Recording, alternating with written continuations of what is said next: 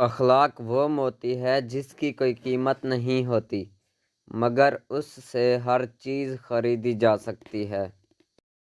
لوگ وہی خوبصورت ہوتے ہیں جن سے بات کرنے سے دل ہلکا اور پرسکون ہو جائے۔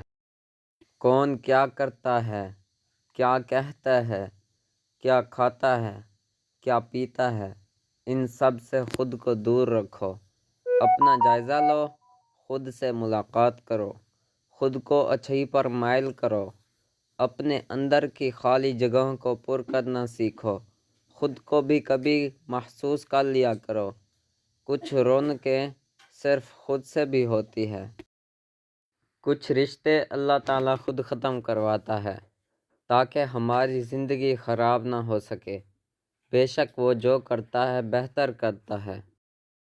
جو تمہاری خاموشی سے تمہاری تکلیف کا اندازہ نہ کر سکے، اس کے سامنے زبان سے اظہار کرنا صرف لفظوں کو ضائع کرنا ہے۔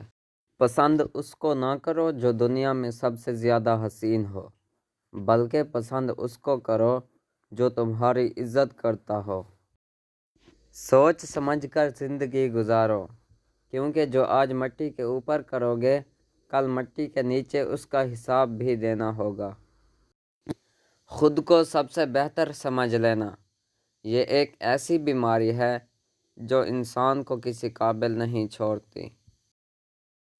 زندگی کے حسین لمحات واپس نہیں آتے، لیکن اچھے لوگوں سے تعلقات اور ان سے وابستہ اچھی یادیں ہمیشہ دلوں میں زندہ رہتی ہیں۔